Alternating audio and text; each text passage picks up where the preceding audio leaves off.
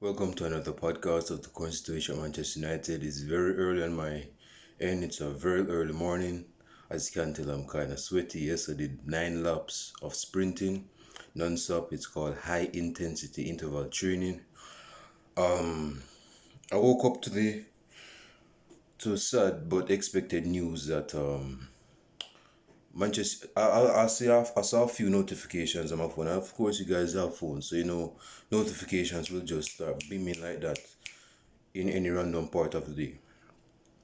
I was sleeping and I got a few notifications that was just simultaneously ringing out, like coming in, coming in, coming in, coming in, coming in, coming in. And I couldn't tell myself but to check my phone. And of course, I did my devotion and everything. So I guess I'm on good terms with God, right? But afterwards, I checked my phone to see what the meaning of this. Probably it was a girl just ringing off my phone or something like that, or it was just something else because I don't have no alarm. But I checked the notifications and I saw confirmed by Sky Sports, Ole Gunnar Solskjaer, and of course it had about 3 dots. So before I saw, before I clicked on to see the full title of the video by Sky Sports on YouTube, I knew that given Manchester United's abysmal performance against Watford, that this was the time where Ole Gunnar Solskjaer was actually sacked. Of course, me waking up randomly and arbitrary, I was not in the best of mind frame. But at the time, I was smart enough to know, say, yo, this dude was sacked by Manchester United. So I clicked on the video, and of course, Ole Gunnar Solskjaer has been sacked by Manchester United. This video is not going to be a lengthy eulogy for his funeral performance, but I just want to say a few stuff in relation to Ole Gunnar Solskjaer. In terms of the what he has accomplished, which is not much in terms, at least from a trophy standpoint, we can see that Ole Gunnar Solskjaer has brought the club or the side closer, if that makes any sense. Think about the time what it was like under Jose Mourinho before his time expiry date was coming. Think of the football that Manchester United was experiencing. Now, I'm not saying that Ole Gunnar Solskjaer came in and the football was 180 degrees different from Jose Mourinho's football. What I'm saying is that the dressing room changed in terms of the attitude, in terms of the positive. Like for example, in Jose Mourinho's last months at Manchester United, it was very hostile. It was very irritable. It My man fell out with Paul Pogba, and that was the season where Paul Pogba was finding his own feet. My man was scoring goals, he was getting assists. He was literally Manchester United's best player in the 2018-2019 season, right? I mean, he played Pogba and Scott McTominay as a centre back, for God's sake, against West Ham. So having anything that is at least better, that would bring some positivity to the dressing room under the last chapter of Jose Mourinho's tenure at Manchester United would have done the dressing room a very great service. Now, when Ole Gunnar Solskjaer came in as a I don't know how you should say now. He wasn't permanent manager as yet. He was just what I would call an experiment. Because again, he was manager at Molde. But Molde said, okay, your old club wants you to manage them for a period of time. Go ahead, go ahead. We got your back. Go ahead, Ole Gunnar Solskjaer. Make us proud, make us proud. Yes, you're not the best manager for Molde, but at least, Manchester looking out for you. Just go to Manchester United and go and manage them for the few months that you have. So Ole Gunnar Solskjaer came in, and you can tell that the positivity was brought back. It was a breath of fresh air, right? And Jesse Lingard was firing, Rashford was firing, Martial was firing.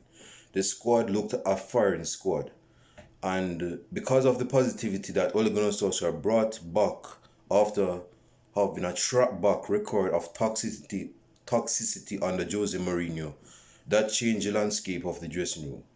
Now, of course, as the seasons progress, that positivity in the dressing room is going to be erratic. It's not going to be an ongoing thing, because different moods and different characters and different personalities are going to play a key factor into how that dressing room operates. And I basically stated this in a video some months ago.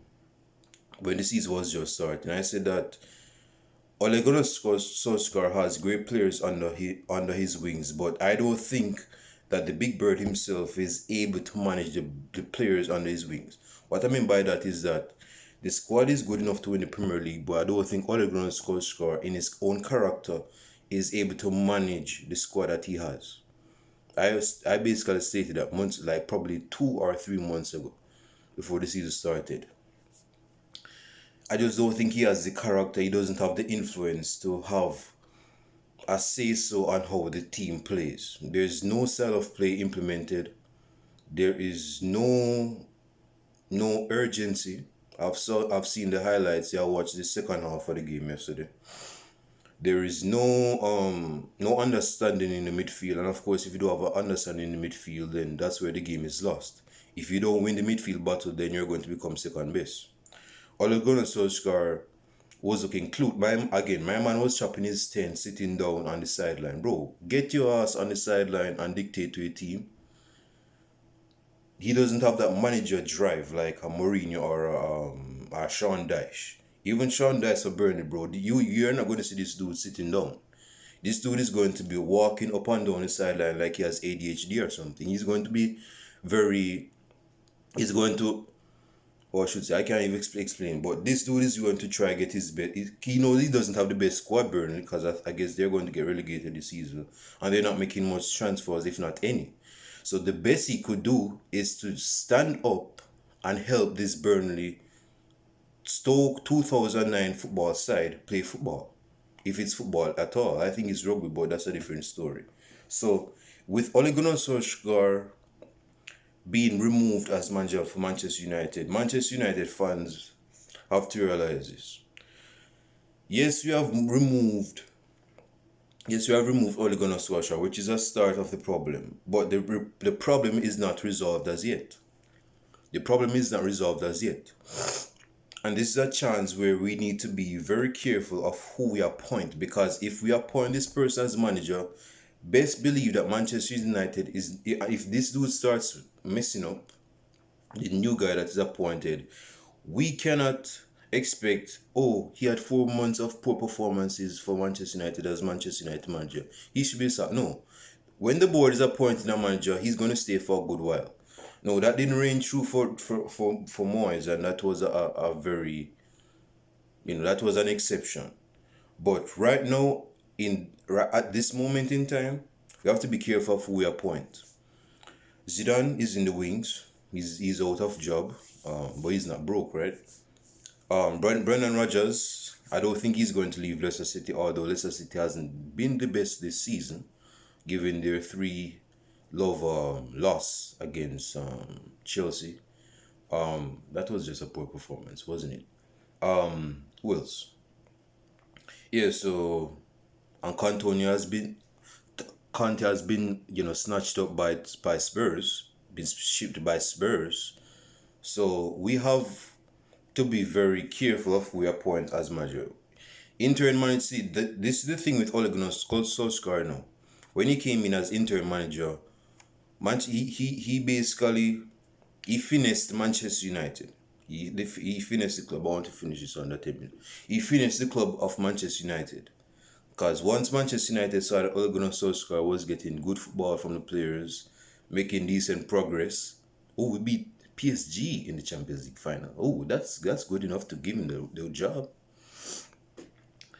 Manchester United was like, okay, this guy that scored the late winner for us in the Champions League final in May of 1999. I guess he's in line with being Manchester United's manager. I think he's going to be Manchester United's manager. Yes, he has no credentials, but I think he's going to be a manager that will be essential for Manchester United. So I'm going to appoint Ole Gunnar Solskjaer for Manchester United's manager. And Manchester United was finished by this dude, this Norwegian nigger that came in, and he did a few things. He did a few tweakings in the dressing room, because again, it was a different landscape of the dressing room in comparison to the last months of Jose Mourinho. Way different. Pogba was happy again. Martial was firing. Lingard was firing. Rashford. Yeah, Rashford was becoming Marcus Rashford. Yeah, that was the real emergence of Marcus Rashford. Who tell me this? So my final thoughts on Ole Gunnar Solskjaer. No, of course he didn't win any trophies. He didn't even win the Community Shield. So I'm not going to give you a very vote of thanks like that. But I'm going to say this, man. Thank you for your services. Yeah, of course, it's not easy to come in the foreign line of managing Manchester United because Manchester United is not an easy club to manage. Even your best managers like your past time, Jose Mourinho and Van Gaal, they couldn't take up the heat of managing Manchester United. So we thank you for what you have done. It wasn't much. You've gotten us second place. You've gotten us third place. We're finishing the 2018-2019 season. I think we finished fourth or fifth or something like that. But yeah, we thank you for what you have done. In terms of getting us in the top four.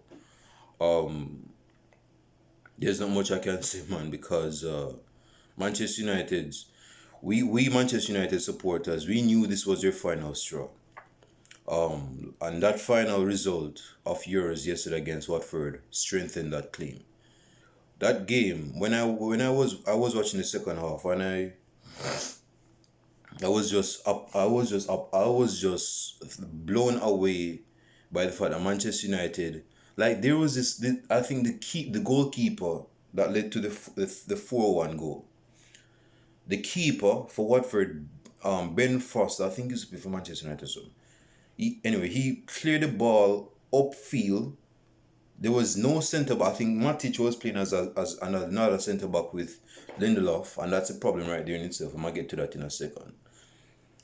The ball was hoofed. The ball, dude. If you're I've never played as a defender, not a professional defender anyway. But when you're playing as a defender, do not allow the ball to boom. Do not allow the ball to boom. When it's coming to you, clear that. There was no aggression. This is where we lacked the aggression of Eric Bailly. Matic is a pacifist. Lindelof is poor when it comes down to 50-50. So he's not going to make the challenge really. So when that ball was boom, I knew it was going to be a problem. And it proved to be a problem.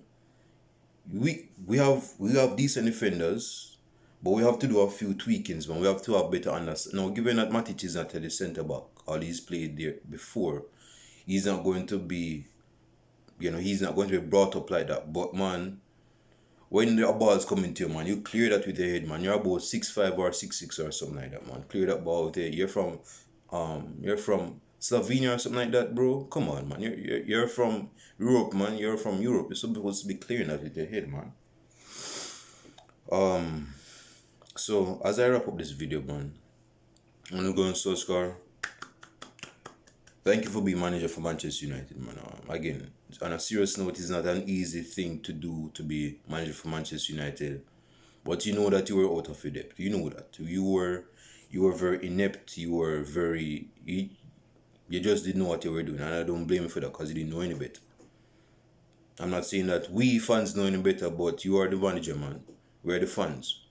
We're supporting what we see. So if we suspect that you don't know what you're doing, then we're going to protest. That's our natural tendency. So as I wrap up this video, man, again, I don't want this video to be long. It's going to be an interesting time at Manchester United to see who's going to manage it. I think we have a game against Villarreal on Tuesday or Wednesday. This is Champions League week. Motherfucker. It's a new week. So I guess we have to start on the right foot. And that relates to Ole Gunnar Solskjaer being sacked as manager.